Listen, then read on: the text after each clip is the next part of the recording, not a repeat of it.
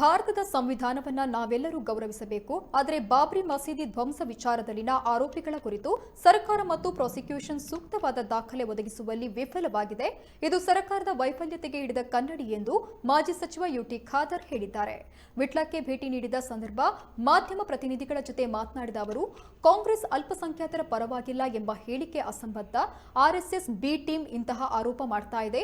ಕಾಂಗ್ರೆಸ್ ಸರ್ಕಾರ ಇರುವಾಗ ರಂಪಾಟ ಮಾಡ್ತಾ ಇದ್ದ ಬಿ ಟೀಮ್ ಇಂದು ಬಿಜೆಪಿ ಸರ್ಕಾರ ಬಂದಾಗ ತನ್ನ ಹೋರಾಟದ ಬಾವುಟವನ್ನ ಎಲ್ಲಿಟ್ಟಿದ್ದಾರೆ ಎಂಬುದು ಎಲ್ಲರಿಗೂ ಗೊತ್ತು. ಅವೆಲ್ಲವನ್ನ ಈಗ ಬಿಜೆಪಿ ಮತ್ತು ಆರ್ಎಸ್ಎಸ್ ಕಚೇರಿಯಲ್ಲಿ ಶೇಖರಿಸಿಟ್ಟಿದ್ದಾರೆ ಎಂದರು. ಕೇಸಿನಲ್ಲಿ ಸರ್ಕಾರ ಮತ್ತು ಪ್ರಾಸಿಕ್ಯೂಷನ್ ಸೂಕ್ತವಾದ ಸಾಕ್ಷ್ಯ ಒದಗಿಸಲು ಈಗಾಗಲೇ ವಿಫಲವಾಗಿದೆ ಅಂತ ಕಾಣ್ತದೆ. ಪ್ರಾಸಿಕ್ಯೂಷನ್ ವೈಫಲ್ಯತೆ ಈ ಒಂದು ತೀ ಬರಲಿಕ್ಕೆ ಇವತ್ತು ಕಾರಣ. ಯಾಕಂತ ಹೇಳಿದ್ರೆ ಏನು ಘಟನೆ ನಡೆದಿದೆ ಬಹುಶಃ ಜಗತ್ತೇ ಇವತ್ತು ಅದಕ್ಕೆ ಸಾಕ್ಷಿ. ಸುಪ್ರೀಂ ಕೋರ್ಟ್ ಕೂಡ ತನ್ನ ಮೊನ್ನೆ ಜಡ್ಜ್ಮೆಂಟ್ ಹೇಳಿದೆ ಅದು ಅಪರಾಧ ಮತ್ತು ಕಾನೂನು ಉಲ್ಲಂಘನೆ.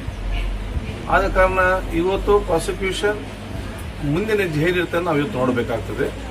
ಮತ್ತು ಭಾರತ ಸಂವಿಧಾನಕ್ಕೆ ಅನುಗುಣವಾಗಿ ಬಹುಶಃ ಸರ್ಕಾರ ಮತ್ತು ಪ್ರಾಸಿಕ್ಯೂಷನ್ ಸೂಕ್ತವಾದ ಆ ಒಂದು ಕಾನೂನು ಹೋರಾಟ ಮಾಡ್ತದೆ ಎಂಬ ವಿಶ್ವಾಸ ನಮಗೆ.